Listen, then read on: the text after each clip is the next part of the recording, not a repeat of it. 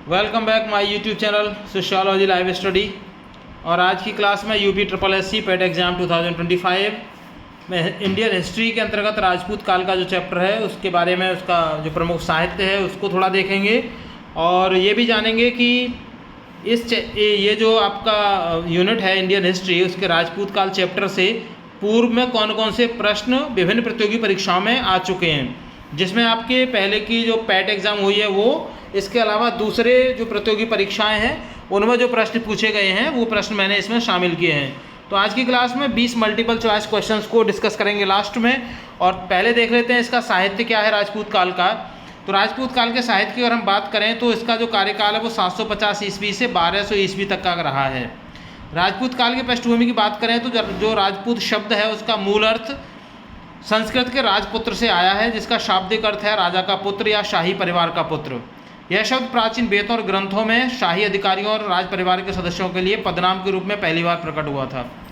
शब्द का विकास की अगर हम बात करें तो प्रारंभ में राजपुत्र पदनाम किसी राजा के वास्तविक पुत्र या उच्च पदस्थ शाही अधिकारी के लिए प्रयोग होता था, परंतु मध्ययुगीन भारत में विशेषकर 7वीं शताब्दी से 12वीं शताब्दी के बीच में यह शब्द व्यापक रूप से उन योद्धा वर्ग के लिए इस्तेमाल होने लगा जो छोटे छोटे राज्यों और सामंतिक क्षेत्रों के शासक थे। इस काल को ही राजपूत युग कहा जाता है। 11वीं से 15वीं शताब्दी तक राजपूत शब्द का अर्थ बदलकर घुड़सवार, टुकड़ी का नेता या गांव का प्रमुख भी हो गया था। इस अवधि में राजपूतों को वर्ण जाति और क्षत्रिय से नीचा माना जाता था और यह पद वंशानुगत नहीं बल्कि राजनीतिक और सामाजिक स्थिति का सूचक था। समय के साथ विभिन्न जाति और भौगोलिक पृष्ठभूमि के समूहों ने क्षत्रिय होने का दावा करते हुए राजपूत पहचान अपनाई। यह एक साझा वंश से उत्पन्न समूह नहीं था बल्कि विभिन्न सामाजिक समूहों द्वारा अपनी राजनीतिक शक्ति को वैध ठहराने के लिए अपनाई गई पहचान थी। सारांश में अगर हम ये देखें तो जो राजपूत शब्द है उसका प्रारंभ अर्थ राजा का पुत्र था। तो आप इसका ध्यान रखिए कि मेन जो अर्थ है वो है राजा का पुत्र, राजपूत, जो बाद में विस्तृत सामाजिक राजनीतिक वर्ग का एक नाम बन गया। मतलब स्टार्टिंग में आप ये मानिए किसी जाति या वर्ग का नहीं बल्कि जो राज के लिए संघर्ष करते थे, जो राजा होते थे, उनके जो पुत्र होते थे उनको राजपूत कहा जाता था। यह वर्ग विभिन्न जातियों और वंशों के योद्धाओं का समूह था जिन्होंने मध्यकालीन भारत में क्षत्रिय स्थिति का दावा किया और राजपूत पहचान विकसित की। मतलब कोई पर्टिकुलर एक जाति नहीं थी, राजपूत क्या था, यह समूह था विभिन्न जातियों का जो योद्धाओं का एक समूह होता था। गुप्त साम्राज्य के पतन के बाद भारत में छोटे छोटे राज्यों का उदय हुआ। इन्हीं में से कई क्षत्रिय वंशों ने राजपूत पहचान बनाई। प्रमुख राजपूत वंशों की अगर हम बात करें इसमें तो सबसे पहले आता है प्रतिहार वंश, जिसकी राजधानी कन्नौज थी और इसका सबसे शक्तिशाली राजा हुए मिहिर भोज। दूसरा है इसमें परमार वंश, जिसकी राजधानी थी धार। राजा भोज जो थे इसमें, और उनकी जो विशेषता थी वो विद्या, साहित्य और कला प्रेमी थे। तीसरी इसमें चालुक्य वंश आता है जो गुजरात और भीमदेव इसके प्रमुख राजा थे और इसको सोलंकी वंश के नाम से भी जाना जाता है। चौथा इसमें नाम आता है चंदेल वंश का, जो बुंदेलखंड क्षेत्र है इनका, जहाँ जो चंदेलों के द्वारा बनवाए हुए जो खजुराहो के जो मंदिर हैं वो प्रसिद्ध हैं। पांचवा है इसमें चहमान वंश, जिसको चौहान वंश के नाम से भी जाना जाता है। अजमेर और दिल्ली के क्षेत्र में ये लोग रहा करते थे। इसके प्रसिद्ध जो सबसे राजा हुए हैं वो हैं पृथ्वीराज चौहान। तराइन के युद्ध में मोहम्मद गौरी से इनका संघर्ष हुआ था। ये काफ़ी प्रसिद्ध इनकी कहानी है। तो और जो विशेषताएं की अगर हम बात करें राजपूत काल की तो प्रमुख विशेषताओं में आती है इसमें युद्ध और वीरता की संस्कृति रही है इनकी। सती प्रथा, जौहर सम्मान हेतु युद्ध हमेशा ये करते रहे हैं। मंदिर निर्माण में उत्कर्ष ये काल रहा है, जिसमें काजुराहो, दिलवाड़ा के प्रमुख मंदिर इसमें आते हैं।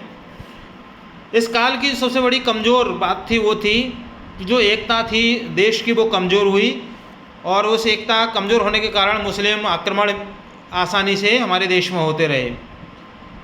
इस साहित्य के बारे में अगर आप वो संदर्भ अगर देखना चाहें तो ये विकीपीडिया से लिया गया है। साथ ही ये मैंने 2-3 इसकी वेबसाइट से भी डेटा उठाया है, जिसमें IGNCA है जहाँ राजपूतों की उत्पत्ति के मत के बारे में डिटेल दी हुई है। टेक्स्टबुक.com भी आप इसके लिए देख सकते हैं और जागरणजोश.com भी आप इसके लिए देख सकते हैं। वहाँ पर भी इससे संबंधित बहुत सारी जानकारी आपको मिल जाएगी। अब देख लेते हैं कि इस चैप्टर से पिछली जो प्रतियोगी परीक्षाएं हैं उनमें कौन कौन से प्रश्न आते रहे हैं। तो पहला प्रश्न है इसमें राजपूत काल की शुरुआत कब मानी जाती है। सो राइट आंसर है इसका ऑप्शन सी 750 ईस्वी। दूसरा प्रश्न है कि राजपूत शब्द का शाब्दिक अर्थ क्या है, जैसा अभी हम ऊपर डिस्कस कर रहे थे। सही इसका अर्थ है राजा का पुत्र। तीसरा प्रश्न है कि प्रतिहार वंश की राजधानी कहाँ थी? So right answer option B Kannauj. Question number 4, प्रतिहारों के सबसे शक्तिशाली राजा कौन थे? Right answer option B Mihir Bhoj. Question number 5, राजा भोज किस वंश से संबंधित थे? Right answer option B Parmar. Question number 6, Khajuraho मंदिर किस वंश ने बनवाए थे? Right answer option A Chandel. Question number 7, Prithviraj Chauhan किस वंश से संबंधित थे? So right answer option B Chauhan. Question number 8, Tarain का पहला युद्ध कब हुआ था? राइट आंसर ऑप्शन ए 1191 ईस्वी। क्वेश्चन नंबर 9, तराइन के दूसरे युद्ध में कौन विजयी हुआ? Right answer option B Mohammad Ghori. Question number 10, Tarain के युद्ध किसके बीच हुए थे? Right answer option C Prithviraj Chauhan और मोहम्मद गौरी। क्वेश्चन नंबर 11, राजपूत काल में सती प्रथा का क्या अर्थ था? So right answer is option C पति की चिता पर पत्नी का आत्मदाह, जिसको अपने ऊपर पढ़ा होगा सती प्रथा या जौहर प्रथा भी इसको कहा जाता था। क्वेश्चन नंबर 12, जौहर का अर्थ है आत्म बलिदान। क्वेश्चन नंबर 13, चौहानों की राजधानी कहाँ थी? Right answer option B Ajmer. और क्वेश्चन नंबर 14, त्रिपक्षीय संघर्ष किन 3 शक्तियों के बीच था? राइट आंसर ऑप्शन सी प्रतिहार, पाल और राष्ट्रकूट। क्वेश्चन नंबर 15, राजा भोज किस कला के संरक्षक माने जाते हैं? सो राइट आंसर ऑप्शन सी साहित्य व शिक्षा। क्वेश्चन नंबर 16, चालुक्य वंश को अन्य किस नाम से जाना जाता है? So right answer is option B Solanki. Question number 17, राजपूतों के पतन का एक प्रमुख कारण क्या था? So right answer option B आपसी फूट। क्वेश्चन नंबर 18, किस राजपूत राजा को द्वितीय अशोक कहा गया?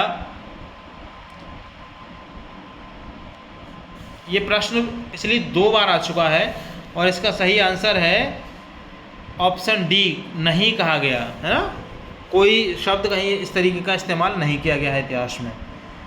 क्वेश्चन नंबर 19, किस राजपूत वंश ने दिलवाड़ा के जैन मंदिर बनवाए? So right answer option C Solanki. और क्वेश्चन नंबर 20, पृथ्वीराज चौहान की जीवनी किसने लिखी? So right answer option B Chandbardai. तो प्रिय विद्यार्थियों, चैनल पर अगर आप नए हैं तो आपसे विशेष निवेदन है कि इसको सब्सक्राइब कर लीजिए। वीडियो पसंद आए लाइक शेयर कीजिएगा। मिलते हैं अगली क्लास में, तब तक के लिए जय हिंद।